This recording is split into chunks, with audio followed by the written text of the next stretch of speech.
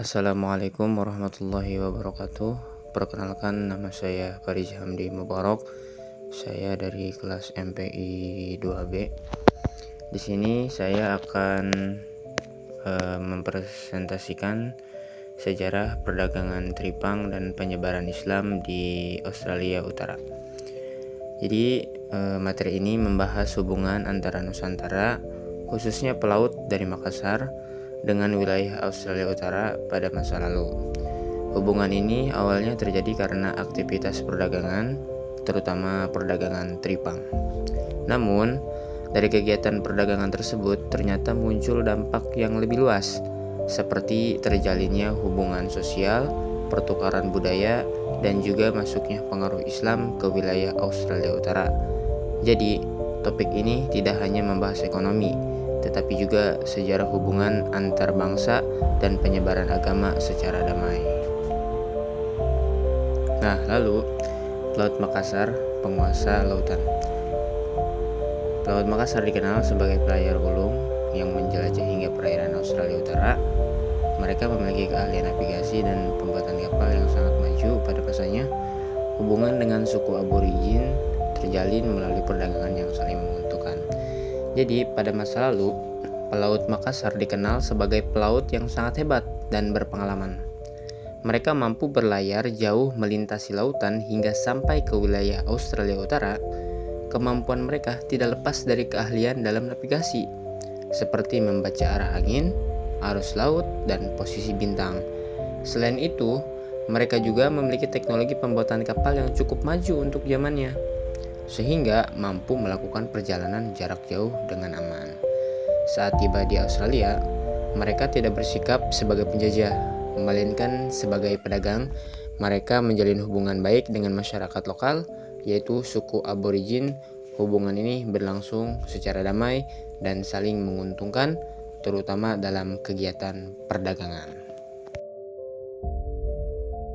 Lalu di slide ini ada perdagangan Tripang. Tripang atau gamat menjadi komoditas utama yang dicari. Hasil tangkapan diolah bersama penduduk lokal, kemudian dijual ke pasar Asia.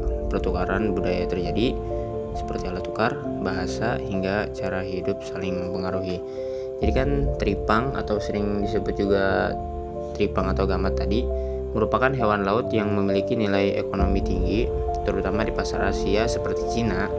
Tripang biasanya digunakan sebagai bahan makanan dan juga obat tradisional. Pelaut Makassar datang ke wilayah Australia Utara untuk mencari dan mengumpulkan tripang. Nah, dari dalam prosesnya, mereka bekerja sama dengan penduduk lokal untuk menangkap, mengolah, dan mengeringkan tripang sebelum dijual.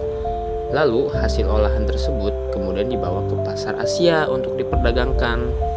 Nah, dari kegiatan ini terciptanya hubungan yang lebih luas, bukan hanya ekonomi saja tadi, tetapi juga sosial dan budaya.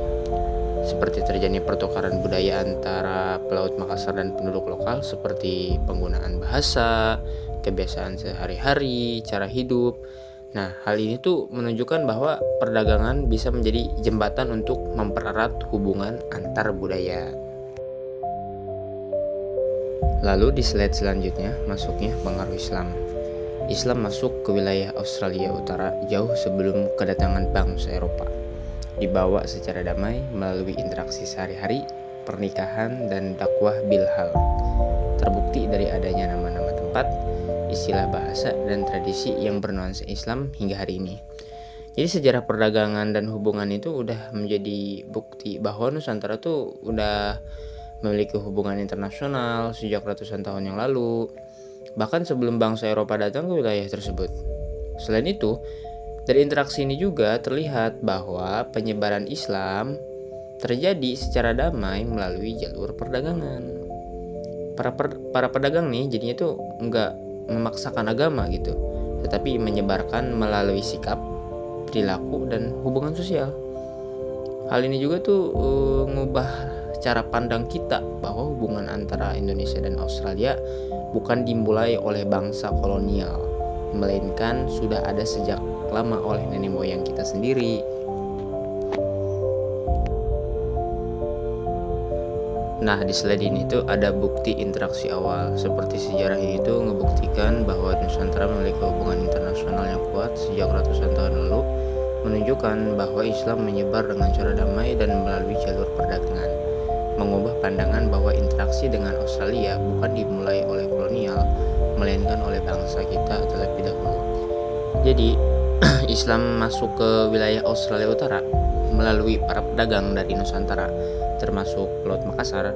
Proses itu terjadi jauh sebelum kedatangan bangsa Eropa gitu.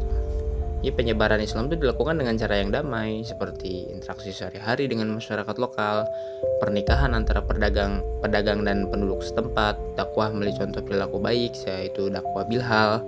Jadi pengaruh Islam tuh dapat dilihat dari beberapa bukti yang masih ada hingga sekarang ya, seperti nama-nama ya, yang memiliki unsur Islam, istilah bahasa yang dipengaruhi bahasa Melayu atau Arab, tradisi atau kebiasaan yang bernuansa Islam. Jadi hal ini tuh nunjukin bahwa penyebaran Islam tuh nggak melalui kekuasaan, tetapi bisa melalui hubungan sosial yang harmonis tanpa ada perpecahan gitu.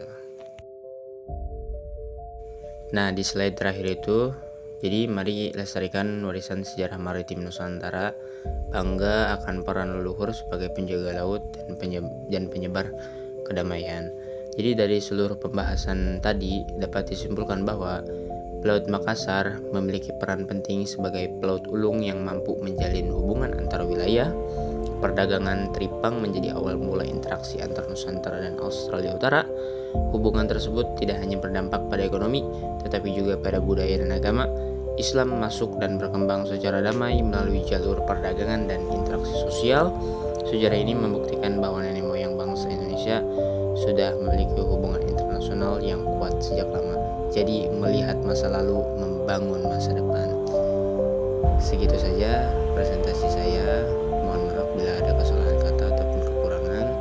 Terima kasih juga sudah menonton, dan saya pamit dan saya ucapkan terima kasih. Wassalamualaikum